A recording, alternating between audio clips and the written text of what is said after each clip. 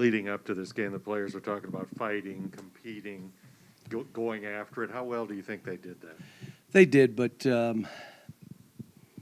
I told them after the game we added some. The focus on our offense was a little bit different, how we were going to play. And we were going to go back to some of my old school dribble drive stuff.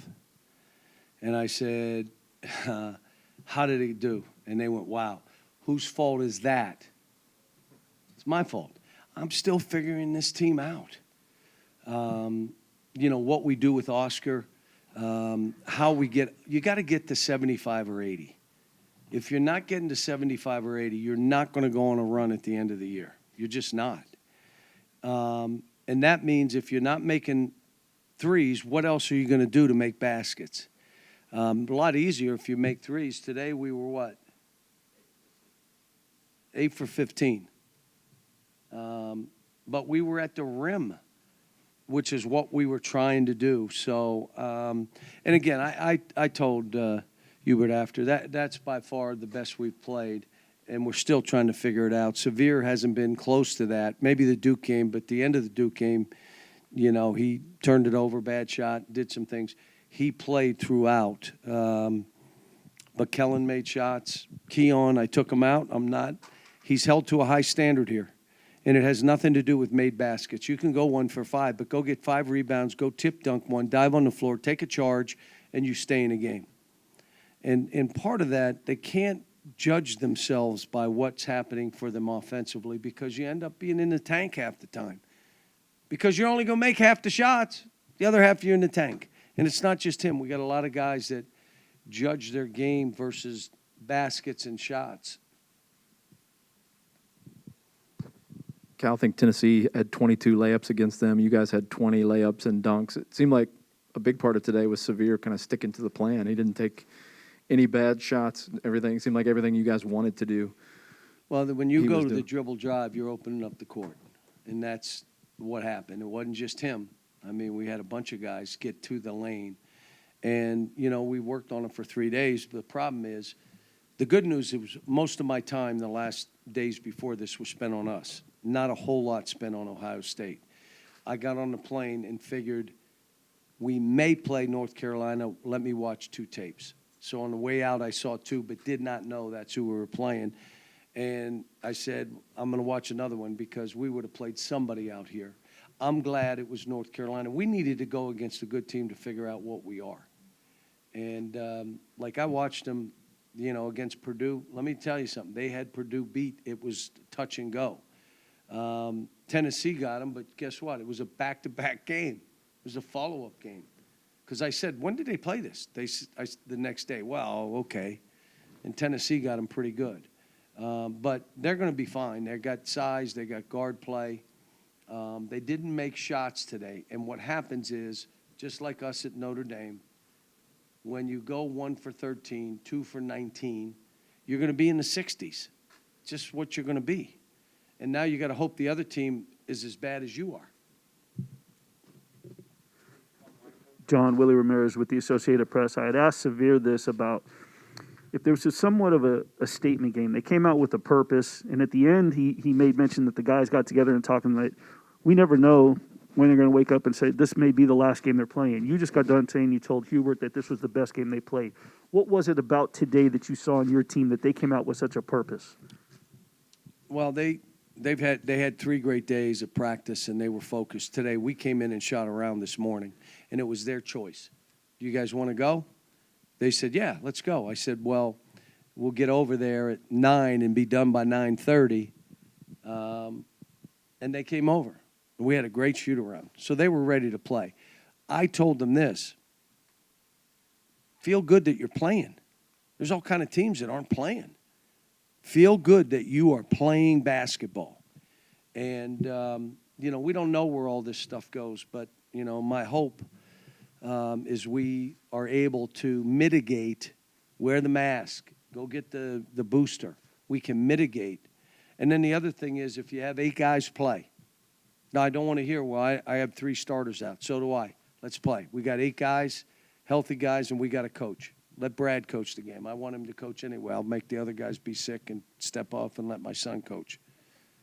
So, I mean, we can't, look, last year was the most miserable thing I've ever been through. Forget about, my whole worry was mental health. My whole worry was keeping guys safe. We went a whole year, not a player or a staff member got the virus. We went a whole year. And so the basketball, yeah, we weren't very good. We were 8-8 in our league, but we weren't very good for us. But I wasn't even worried about basketball. I don't want to be near that. And if guys are out, let's just keep coaching and playing. Cal, about that, I know you said all your guys were vaccinated earlier in the year. How concerned are you about contact tracing? Do you have to start separating guys at this point? Just how are you going to manage all this moving forward? We're going to talk about it. I'd like them to get boosters. I'm not sure any of them really do, but I'm going to try to get them, go do a booster. I did a booster shot, and I did scream, but I did take the shot. And, we just got to do it. I mean, but if anybody, I can't force them. If anybody chooses not to do it, they don't do it. I mean, that's what it is. But our kids have been good. I mean, they were good last year. Now, we never became a team last year because we were separated. At least this year, if we do separate, we're okay. And I said it a year ago. If you were a veteran team that knew each other, you could be separated and be fine. If you were all new guys and you couldn't be together, you'd never become a team. Can't trust each other. And we never got close. This team, it's a good group. And I've said it, everybody was like, well, what if they go out and lose to North Carolina? We lost to Ohio State out here 2 years ago. But because of how we played, I knew we'd be fine.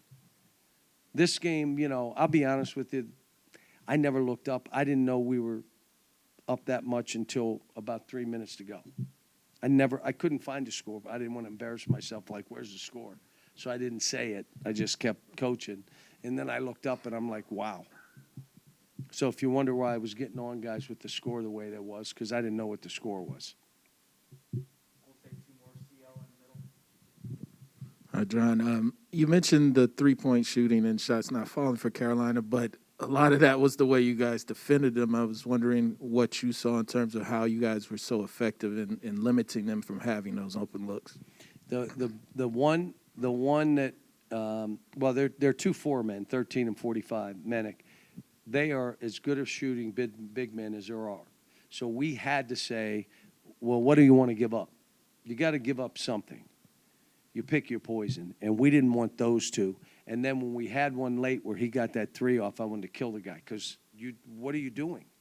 But we did most of the game. We did what we needed to do. The second thing I'll tell you, when their guards dance, they're about to shoot a 3, and it goes. Like, I've watched enough tape in the last 24 hours to see that shot, deep threes. Both he and Jackson can really shoot. That's why they're going to be good. They got big guys. They can shoot the ball. The thing that scared me was when I watched it, they shoot the ball and sometimes put 5 shooters on the court. We don't put 5 shooters on the floor. As a matter of fact, we have shooters. We just didn't have makers for a while. No one would make a shot. We shot it and we just didn't make it. And so I worried that if they're making shots and we're not, what that would do to this team. But we never – I loved our aggressiveness. We were going to press. One of the questions, one of the staff said to me, why would we press? They're going to run anyway. And I'm like, because we're going to get into their legs. This is how we play. So we're going to play the way we play. If it's not good enough, we'll learn. Do you feel like this was the response you were looking for in terms of the team finding the swagger that you wanted, or at least a foundation for it? Yeah, the biggest thing I did prior to the game, individually and then in front of the team, was Severe, lead us.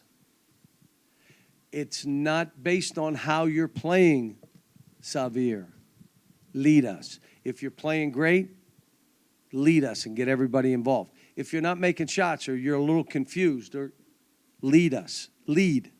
And that's what he did today. There was only one play that he tried to get another basket. And I looked at him and he knew, I got you. He could have passed it to somebody. But when he does that, you know, and Oscar, I didn't see Oscar's final numbers. Just 16 and 12.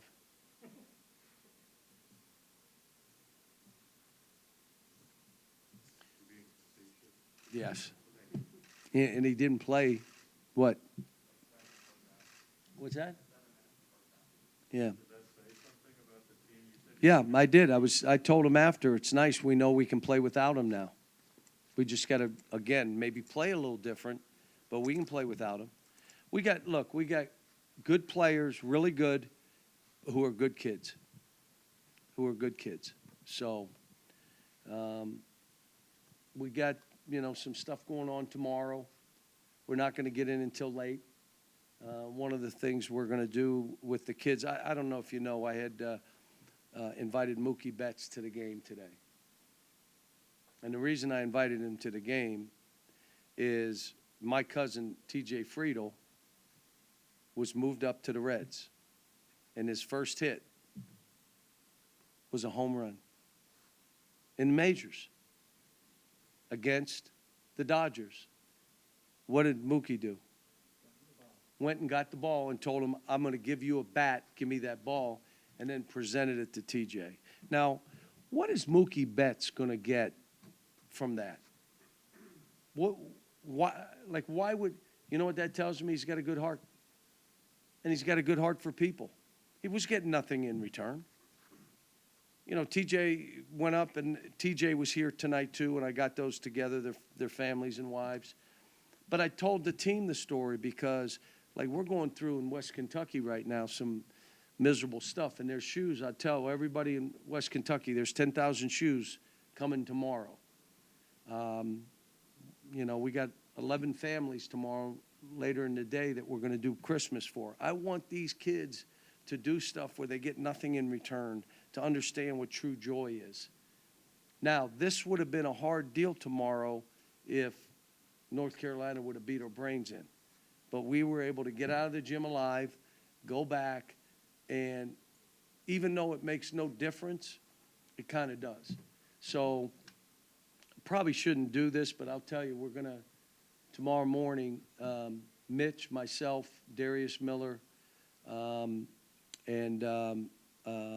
Jack Givens are going to go to West Kentucky in the morning as these shoes are being delivered, Samaritan's Feet. So we're going to go early in the morning, and I believe that Manny set it up, and FEMA and the governor and all that, to just be there. And I wasn't going to announce anything. We were just showing up.